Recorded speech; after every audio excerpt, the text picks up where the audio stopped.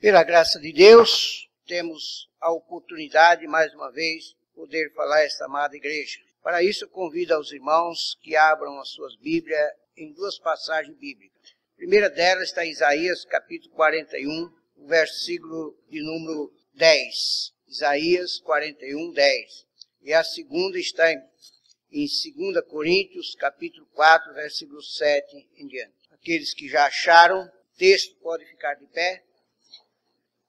Primeira leitura, Isaías, capítulo 41, versículo 10. O profeta assim se expressa. Não temas, porque eu sou contigo. Não te assombres, porque eu sou teu Deus. Eu te esforço e te ajudo e te sustento com a destra da minha justiça. 2 Coríntios, capítulo 4, 2 Coríntios, capítulo 4, versículo de número 7 até o verso de número 10.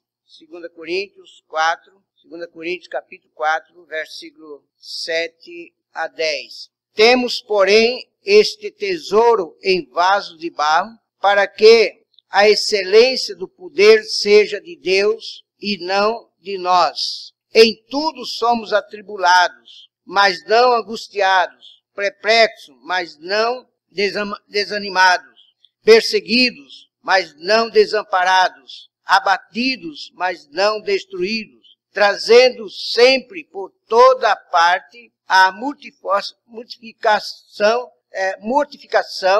do Senhor Jesus no nosso corpo, para que a vida de Jesus se manifeste também em nossos corpos. Oremos ao Senhor. Ó meu Deus, estamos aqui diante do Senhor como um inútil vaso de barro, mas pedimos-te, ó meu Deus, que possa nos usar como instrumento nas tuas mãos, para abençoar este povo que saíram dos seus requintos, dos seus lares, andaram, pegaram condução, dirigiram carro, e estão aqui, ó Deus, para ouvir a tua palavra. Meu Deus, eu nada posso fazer se o Senhor não me usar. Mas eu te peço, meu Deus, humildemente, que ponha as palavras na nossa boca para transmitir ao teu povo. Que cada um dos teus filhos saia daqui hoje abençoado e confiando no Senhor. Eu te peço em nome do Senhor Jesus. Amém. Pode assentar, amada igreja.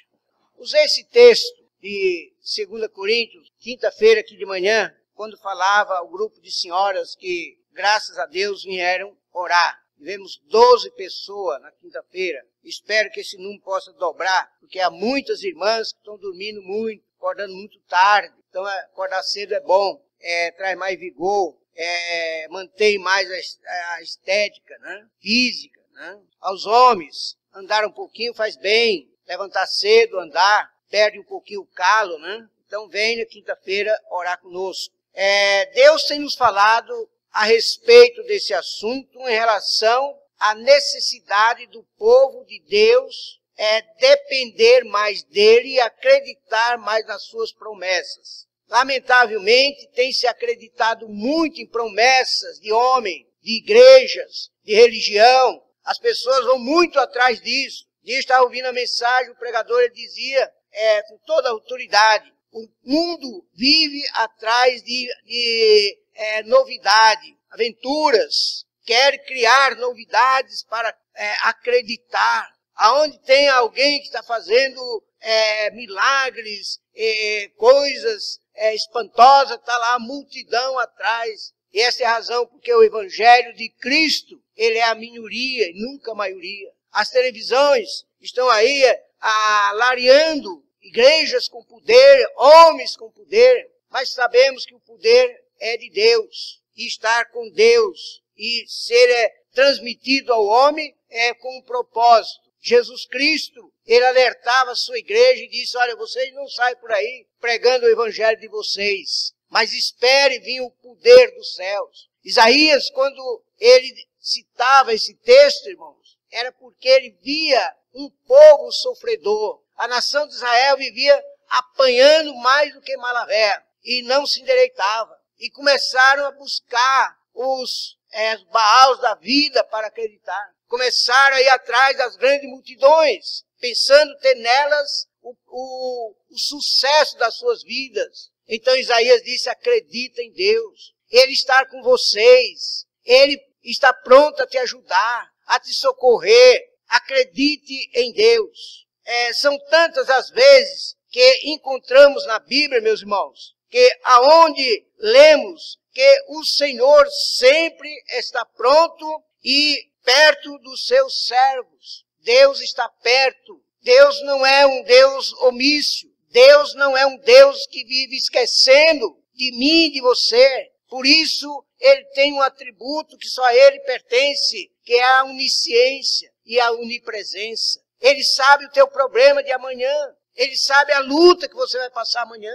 Ele sabe o seu problema daqui a 10 anos. Ele sabe de tudo. E ele está presente na tua luta, na tua batalha. Se nós pudéssemos ficar a noite inteira aqui mencionando textos em que Deus se faz presente. Deus não é omíssil nas nossas lutas. Ai, pastor, mas eu tenho orado tanto e não tenho recebido resposta. Conversa. A oração, ela tem 3 propósitos, 3 maneiras de ser respondida. Sim, espere, não. Ou não, sim e espere. Deus sabe quando é o momento de eu receber a bênção celestial. Deus sabe a hora que eu mais necessito, Ele está ali presente. Às vezes para responder à nossa ansiedade. Às vezes para nos consolar e nos mostrar que eu devo esperar. E às vezes para mostrar que aquilo que eu estou pedindo não é bom para mim. Em primeiro lugar, o texto diz, eu sou contigo na perseguição. Somos perseguidos? Lemos um texto. Paulo diz que nós somos perseguidos, sim. Nós não somos perseguidos pela polícia. Nós não somos perseguidos pelas leis. Mas somos perseguidos principalmente em relação à nossa fé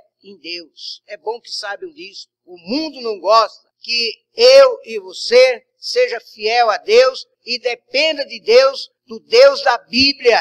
Para isso ele escreveu um livro, para que eu possa usá-lo. É a narrativa de Deus para o cristão que quer verdadeiramente servi-lo. Paulo, nas lutas e nas perseguições, ele diz lá em 2 Coríntios, capítulo 12, o versículo de número 10, veja lá que Paulo diz aqui, olha, pelo que sinto prazer na fraqueza, nas injúrias, nas necessidades, nas perseguições, nas angústias, por amor de Cristo, porque quando estou fraco, então sou forte. Paulo não era uma pessoa que gostava de sofrer. Não, ele não era um masoquista que gosta de sofrer. Mas ele diz, quando eu estou sofrendo, eu posso ver ao meu lado um Deus todo-poderoso e dizer, não te abate, não desanime, vá em frente, eu estou com você. Sabe, irmão? É por isso que Paulo disse, eu gosto, eu sinto prazer quando vem essas tentações. Meu velho, saudoso pastor Benedito Marcinho do Prado, ele sempre dizia para nós, que era jovem na época, vocês tomem cuidado quando todo mundo estiver batendo palma para vocês. Vocês tomem cuidado quando as multidões estão aplaudindo você. Jesus Cristo, ele foi aplaudido quando entrou em Jerusalém e ali foi ovacionado como o rei dos judeus. Puseram pano para ele passar, matos para ele pisar. Arrumaram um jumentinho para ele andar, não era um papamóvel, mas era um jumentinho. E ele, quando olhou para aquela multidão, ele chorou. Chorou porque sabia que o coração daquele povo estava longe de fazer o que ele gostaria que eles fizessem. 8 dias depois, aquela mesma multidão que aplaudia, dizendo, Hosana nas alturas, bendito que vem em nome do Senhor. Aquelas mesmas bocas estavam dizendo, crucificam, crucificam. Meus queridos, não se iluda com as bênçãos deste mundo. São bênçãos falsas, são bênçãos ilusórias. Dá com a mão e tira com outra. Era esta mania de Satanás. Oferecer milagres. Eu já falei aqui várias vezes, se você vem a esta igreja buscar milagre para a sua vida material, está no lugar errado. Aqui é um lugar de buscar o maior milagre que um pecador pode encontrar na sua vida material. É o milagre da salvação de sua alma. Este nós batalhamos para que você corra atrás dele. Sabe por quê? Quando você recebe este milagre na sua vida, Jesus está presente com você, na luta, na dificuldade, na batalha. Paulo também sentia presença no livramento, nas perseguições e aflições na cidade e nas casas. Veja o que ele diz lá em 2 Timóteo, capítulo 3, versículo 11. Veja lá a palavra do apóstolo Paulo, mostrando ali para nós a grande necessidade de estar com Jesus. Ele diz, perseguições e aflição tais quais me aconteceram em Antioquia, Icônia, em Listra. Quantas perseguições sofri, e o Senhor de todas, me livrou. Sabe por que o Senhor livrou? Porque o Senhor estava perto. Sabe por que o Senhor livrou? Porque aquele homem buscou Jesus. Há muitos que vivem atrás de milagre, de livramento, mas distanciado completamente de Jesus. Aí não dá. Aí não tem acordo. É só luta. É só derrota. E o diabo gosta disso. E vai afastando cada vez mais através das suas iscas chamadas bênçãos. Paulo disse, tudo sofri, tudo padeci, em várias cidades, mas o Senhor estava perto de mim, Ele me livrou de todas. Em cada dia somos atribulados, texto que nós lemos lá em 2 Coríntios, capítulo 4, versículos 7 a 10. Cada dia, tribulação, angústia, mas não desamparado. Nós não devemos pedir a Deus, meus queridos, que não deixe vir os problemas. Mas devemos ter sabedoria de pedir a Deus o seguinte, Senhor, quando o problema vier na minha vida, que ele é inevitável, permita que eu tenha a sabedoria dos céus para enfrentá-los. Permita que eu não venha pecar contra o Senhor. Lembra de Jó? Perdeu tudo. Perdeu sua fazenda, perdeu sua família, seus filhos, perdeu sua saúde, perdeu a sua esposa. Mas diz o texto, em tudo isto, Jó não pecou. E qual foi a solução? No final, Jó tornou 2 vezes mais feliz do que ele era no passado. Alguém nos pediu oração esta manhã, uma jovem nova convertida. Disse, pastor, ore por mim, porque a casa que eu moro foi vendida e nós não temos para onde ir. Eu falei, fica tranquilo que Deus já tem a casa para você. E não é a casa para pagar aluguel, é uma casa para você pagar a propriedade dela. É assim que Deus faz as coisas, irmãos. Ele permite que eu venha sofrer um impacto, porque é na tribulação, é na angústia, é na perseguição, é na fome que eu posso medir o tamanho do poder de Deus em minha vida. Não te desampararei. Eu estou com você. Não temas, porque eu sou contigo. O problema veio? Não tema. Não fique assustado, porque há alguém com você que é maior do que o seu problema. Agora, é necessário que você esteja com ele. Querido. Aquele ladrão da cruz, um deles, o seu da esquerda, ele estava bem pertinho de Jesus. A porta escancarada para ele entrar nos céus. Ele duvidou, ele não quis. O que Jesus pode fazer? Nada. Assim é muitas vidas que leva uma ilusão de Deus consigo. O mundo tem ensinado isso. Uma religiãozinha para quebrar o galho, um milagrezinho para quebrar o galho e para manter você presa na incredulidade, que é um dos maiores pecados. Em segundo lugar, ele disse, eu sou contigo na hora da provação. Se os irmãos lerem o capítulo 22 de Gênesis, do versículo 2 ao 18, o irmão vai ler uma das histórias mais bonitas da palavra de Deus, o início do ministério de Deus na vida da humanidade. O início do ministério de Jesus Cristo, eu vejo ali. Lá em Gênesis capítulo 2. Quando Deus disse para Abraão, Abraão, toma teu filho, o teu único filho, aquele a quem tu amas. Parece que Deus quis acender mais ainda a tensão no coração de Abraão para que o milagre fosse mais composto. Teu único filho, aquele que tu amas, leva e sacrifica em meu nome. Irmãos, eu vejo aí a ação de Deus provando a nossa fidelidade. Eu vejo Deus agindo de uma maneira divina e sábia. Se Deus tivesse pedido qualquer Zé Mané lá que servia Abraão, lembra daquela história do homem que estava se afundando na sua embarcação? E ele era budista. Essa é a história do pastor Samuel Barreto. E ele disse para Buda, se o senhor me livrar desse naufrágio aqui, se eu sair ileso daqui, não morrer afogado, eu vou dar um boi para Buda. Um boi. E recursos lá aconteceram e o barco foi salvo, com toda a sua tripulação. Então ele tinha uma dívida com Buda, né? Mas ele saiu lá e olhou para os seus bois bonitos, né? E boi gordo, podia ganhar muito dinheiro com ele. E disse, olha, um boi, não há necessidade para um boi para Buda, né? Eu vou lhe dar um bode cheiroso, um bode mimado, né, das filhas dele, né? Aí, vou lá levar o bode. O filho disse, pai, o senhor tá doido? Para que um bode para Buda? Leva um saco de amendoim e ele vai gostar. Ele disse, esquece mesmo. Aí, os filhos aí não querem que leve o bode cheiroso, né? Vou deixar com eles aí. Vou levar um saco de amendoim para Buda. E o trajeto era grande. E ele andando com aquele saco nas costas, começou a comer o amendoim com as cascas do saco. Quando chegou lá no lugar onde ele tinha que fazer a adoração a Buda, no monte, só tinha casca de amendoim. E ele deixou lá o saco de amendoim e veio embora.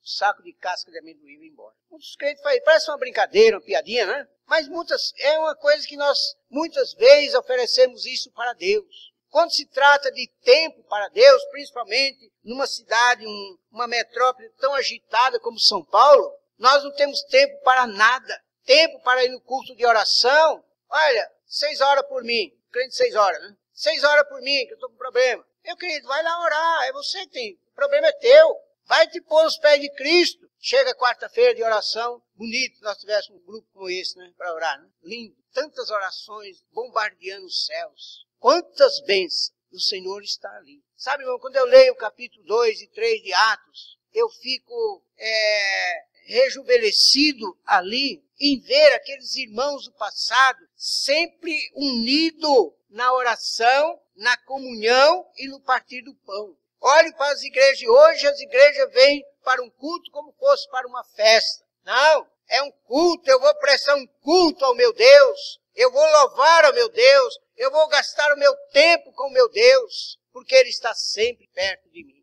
Abraão tomou essa decisão sábia, ele tomou a decisão. Ele disse, foi Deus que me deu. Eu não tinha condições, nem minha esposa tinha condições de gerar um filho. E Deus graciosamente me deu esse filho que eu tanto amo. Mas se Deus está pedindo, é dele. Abraão conhecia os princípios bíblicos que nós temos hoje. Ele conhecia o Salmo 127, dizendo que os filhos são herança do Senhor. Não são herança dos pais que o geraram, mas são herança do Senhor. Então é do Senhor, vou entregar. E Abraão foi. E disse que a hora que ele armou o cutelo para sacrificar Isaac, bradou os céus. Porque Deus estava caminhando com Abraão. Deus não mandou ele lá para Moriá e disse, vai lá e mate, e não quero nem saber o que vai acontecer. Mas Deus estava com o seu servo. Quando Deus te pede alguma coisa, meu querido, Ele está com você para te ajudar na hora do fracasso, na hora da decisão dura que você tem que tomar.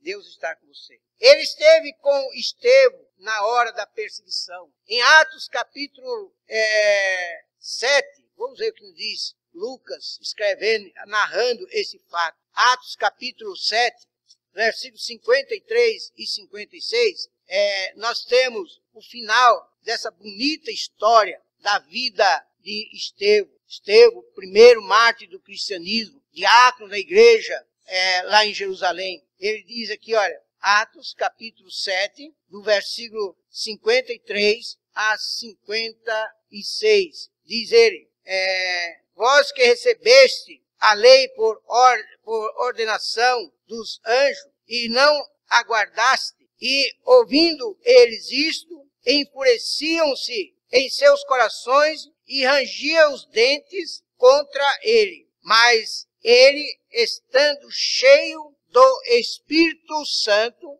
fixando os olhos nos céus, viu a glória de Deus e Jesus que estava à direita de Deus. Verso 56. E disse, eis que vejo os céus abertos e o Filho do Homem que está em pé à mão direita de Deus. Jesus estava lá com o seu servo. Jesus estava ali. Porque aquela hora, todos eles imaginavam, na hora que ele começar a receber as pedradas mortíferas no seu corpo, a hora que o sangue começar a jorrar do seu corpo, ele vai negar esse Cristo. Mas Estevão não olhou para o ardor da perseguição, o ardor da ira. Estevão não se incomodou com aquilo. Ele fixou os olhos nos céus. E de lá ele recebeu o conforto para dizer, eu vejo os céus abertos, esperando como honra e como glória o Filho de Deus de pé, à destra do Pai, esperando a minha alma. O servo do Senhor morre assim, glorificando a Deus, porque é naquela hora que ele recebe o conforto. É aquela anestesia que amortece o nosso sofrimento, quando olhamos e vemos o Todo-Poderoso ao nosso lado e dizendo, fica firme, aguenta a dor, põe uma toalha na nossa boca, morde para passar a dor, porque eu estou com você, eu não te desamparei. Ele esteve com Elias na hora da fome, 1 Reis, capítulo 17, versículo de 1 a 16, os irmãos vê outra história bonita, o servo de Deus, fazendo a obra do Senhor, pregando para aquelas multidões, andando sem dinheiro, sem sustento. Eu fico, irmão, mordido quando eu vejo um missionário ou suposto missionário chegar aqui. Eu estou levantando sustento para a minha vida. Você está no lugar errado, meu querido. Vai para Deus. Deus vai te dar o sustento. Eu dizia hoje para um futuro pastor que vai surgir dessa igreja, Deus atendendo nossas orações, eu dizia para ele, meu filho, ser pastor é uma consequência de uma vida perto de Deus, de uma vida agarrada com Jesus Cristo. Ser pastor não é ambicionar igreja bonita como esta.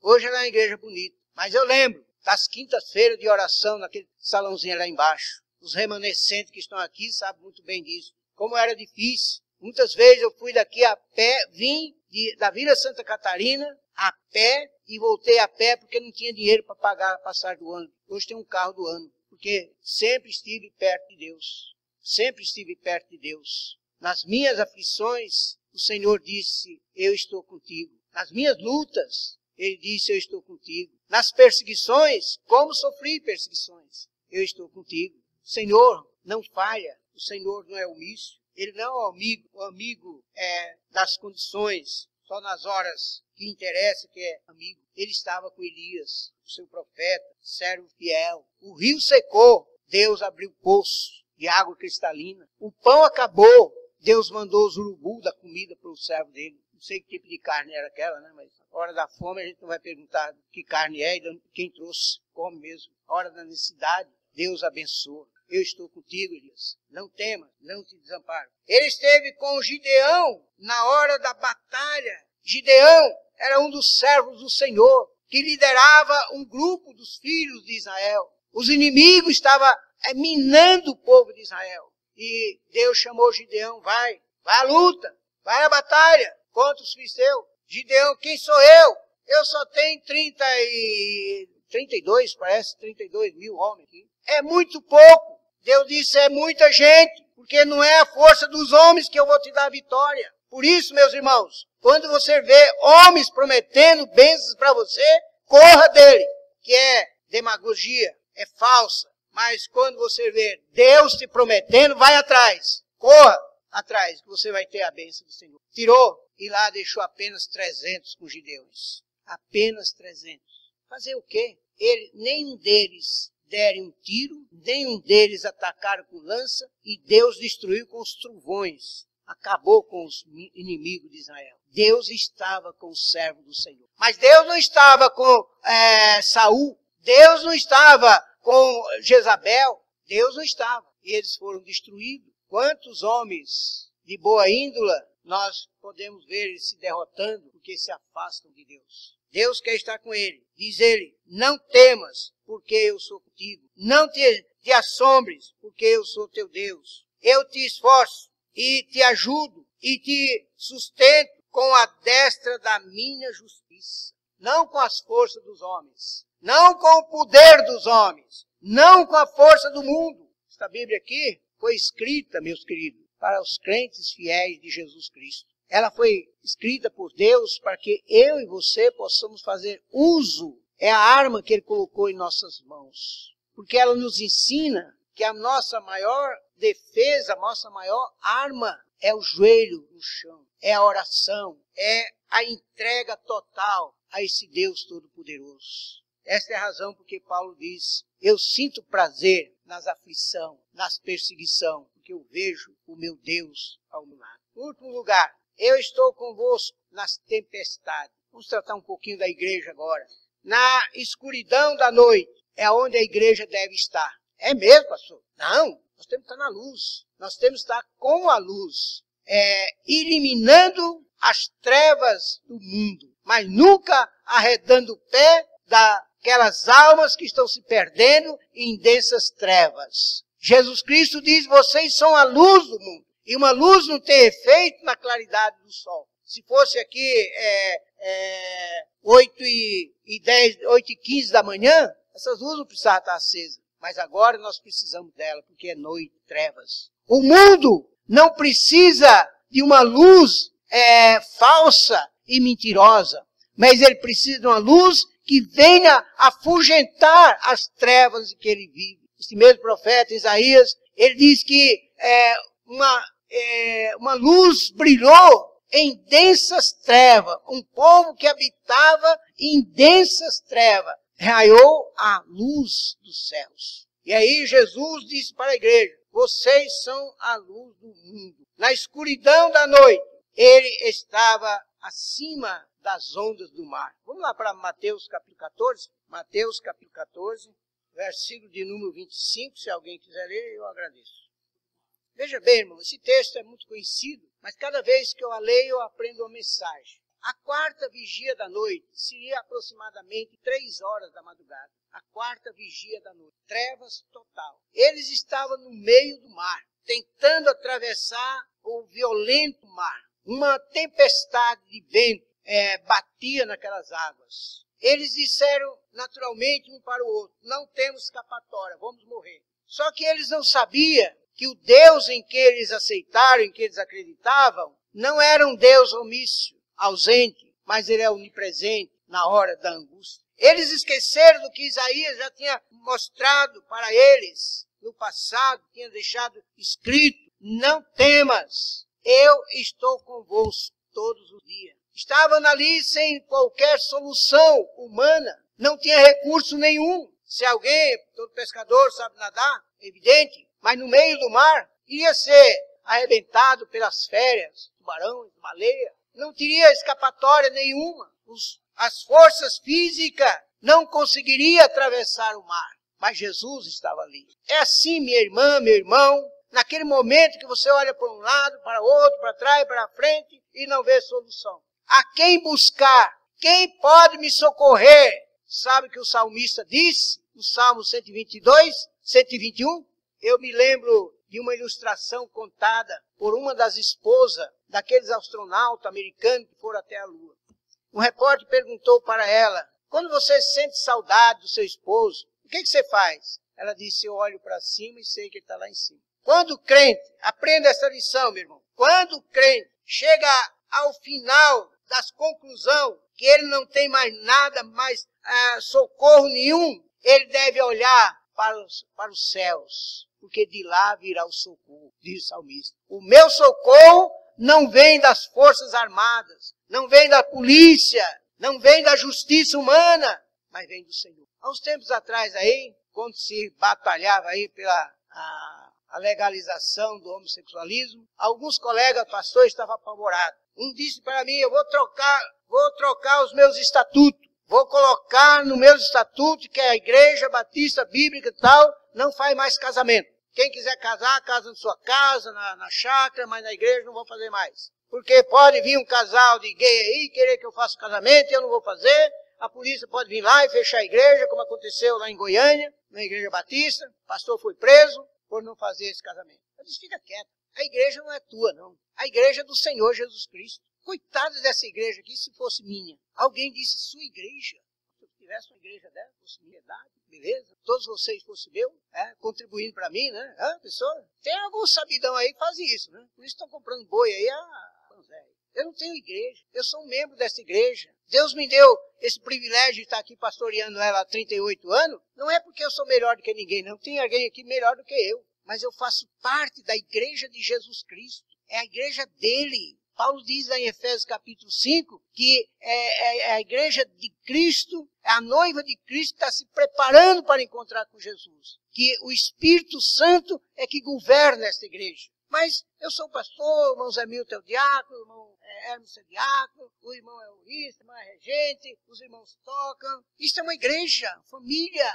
Não se preocupe não, meu irmão. Deus vai fazer a obra. Deixa quieto. Deus vai nos livrar. Eu não sou obrigado a fazer o que eu não quero, o que eu não concordo. Eu vou clamar a Deus, Deus vai me dar a vitória. Quando buscamos em oração e quando obedecemos o seu mandado, o Senhor está conosco. Nesse capítulo 14 de Mateus, no versículo 22, Jesus disse para os discípulos, entra no barco e vai para o outro lado. Talvez eles ficaram meia-noite, batendo papo, a lua clara, né? Tempo bonito, que nem tivemos essas noites aqui, aquela lua cheia, né? Talvez quiseram fazer um piquenique no meio do mar. A ordem de Jesus é atravessar. A ordem que Jesus nos deu a nós como crente, irmão, não é viver nos deliciando com as belezas deste mundo, mas é atravessar este mar chamado mundo cheio de pecado. Não se envolver com ele. Por isso a necessidade da nossa atividade, nossa responsabilidade e compromisso sincero com a igreja de Cristo. Sabe por quê? Para que ele possa estar em nosso meio. Quando a grande perseguição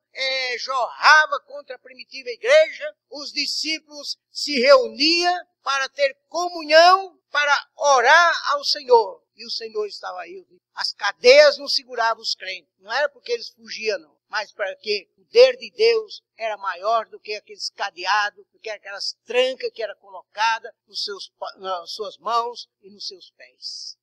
Os guilhões da prisão eram derrubados. Muros eram derrubados. Mar era aberto para que os servos de Deus passassem, porque eles estavam com Deus. Assim é o mundo que vivemos. Se o irmão é um pai de família e está passando por problemas difíceis em sua casa, põe o seu joelho no chão, se achegue perto do Todo-Poderoso e clame a Ele. E Ele vai lhe dar vitória. Como eu não sei, mas só sei te dizer uma coisa. Se você está ao lado de Jesus, Ele vai te dar vitória. Em último lugar, as tempestades são controladas. Eu quero que os irmãos leiam Mateus 14, 32. Veja o que aconteceu ali quando Jesus chegou. Se estás dentro de uma tempestade considerada, entra para o barco. Se você chegou a dizer, tudo está perdido, entra para dentro. Sabe que os discípulos estavam perturbados porque eles estavam fora da vontade de Deus. É muito prático nesse contexto. É muito fácil você analisar, seja você inteligente ou não. É muito simples. E quem está dizendo isso não é um pastor, é a Bíblia Sagrada. Entraram para dentro do barco e a tempestade. Agora, se ficar fora, meu querido, a ira de Satanás é grande contra todos. Não basta ser crente, ficou fora do barco. Eu não posso entender, irmão, como uma pessoa que diz que ama Jesus Cristo, tem Jesus no coração e não tem responsabilidade com a igreja dele, como diz Paulo lá em Efésios capítulo 5, que ele se entregou pela igreja. Ele ama a igreja. E quem é a igreja? A igreja é um grupo de crentes salvos e batizados em nome do Pai, do Filho e do Espírito Santo. Isso é igreja. É o povo de Deus. E agora uma pessoa que diz que ama Jesus e fica fora, não quer ter responsabilidade com a igreja. Ah, meu querido, os tubarões estão ali com os dentes afiados para traçalhar. Pula para dentro. Então, meu prezado, nós não podemos viver sem o auxílio de Cristo. Nós não conseguimos sobreviver se não estiver perto do auxiliador, o Senhor Jesus. O mundo vai nos destruir. Não podemos resistir às tempestades deste mundo violento se não estivermos perto de Jesus.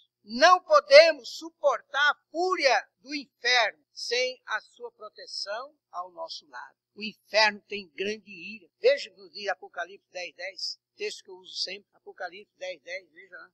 Pode ler? Isso não é esse texto. 12:12, né? 12:12. Disse no início da nossa palavra, a igreja passa pelos piores perseguições. O mar é violento, ele está pronto a nos destruir. Precisamos estar perto do Senhor. Ele prometeu que voltará. João 14:18. Devemos estar preparados. Prepara-te, ó igreja. É por essa razão que Deus está criando nesta igreja um departamento CNC. O que quer dizer isso? CNC, Deus iluminou um dos nossos irmãos a pensar nesse ministério. praticamente todo domingo nós temos pelo menos uma decisão por domingo aqui, de pessoas buscando Jesus Cristo. E o grupo é muito pequeno. O irmão Jorge tem que tomar a frente desse trabalho aí para cuidar. Então, CNC, conhecendo os novos convertidos. Aquela surpresa que eu disse que eu ia revelar hoje à noite. Conhecendo os novos convertidos. Hoje eu fiz uma visita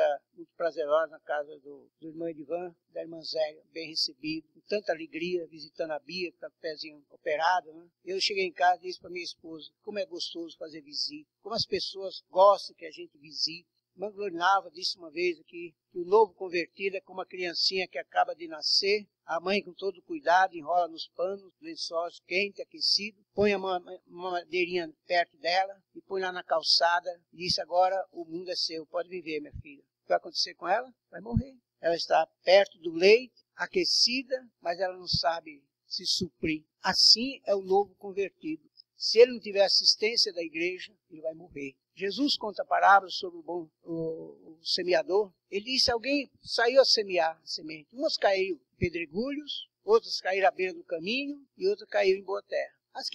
Outras caíram no meio de espinho. As que caíram na beira do caminho, o que é? Exatamente aquelas que caem, à beira do caminho, as aves do céu vêm, arrancam e comem. Ela não cresce. Ou era pisada por aqueles que passam o caminho. Assim é a vida do pecador que aceita Jesus. Ele está perdido neste mundo sem saber o que fazer. Então ele não cresce, ele é abafado, porque o diabo tem grande ira. Se você se converter hoje, pode estar certo que amanhã vai bater um testemunho de Jeová, um adventista, um espírita, qualquer seita aí, vai bater na sua porta. Hoje, 3 garotos, o Nix e os seus colegas, vocês estão aqui, eles diziam para mim que um camarada foi lá e disse que viu a Aparecida junto com Jesus Cristo, passeando com Jesus Cristo. Coitadinha, ela nem sai do lugar dela, né? Mas por que esse rapaz foi falar isso com esses meninos? Porque eles estão começando agora a crescer na vida espiritual. Por isso eu faço um apelo aqui a esta amada igreja que sempre correspondeu com as nossas ansiedades. Se você gostaria de assumir um compromisso sério, se responsabilizar para fazer parte deste grupo, tome a decisão agora. Ore a Deus, peça a Deus, Senhor, me usa. Eu quero ser um discipulador. Eu quero levar a tua palavra àqueles que estão no meio do perigo deste mundo. Então, todo domingo, uma alma que se converte, você vai assumir a responsabilidade de trabalhar com esta pessoa. Se você diz que não tem tempo, por favor, nem se apresente. Por favor, não venha aqui se apresentar para depois dizer, eu não tenho tempo, não dá para fazer, então fica no teu lugar. Fica orando por esse grupo. Eu tenho certeza que Deus vai nos dar, homens e mulheres, moços e moças, para acudir esse grande contingente de pessoas que têm tomado decisão nesta igreja. Eu tenho certeza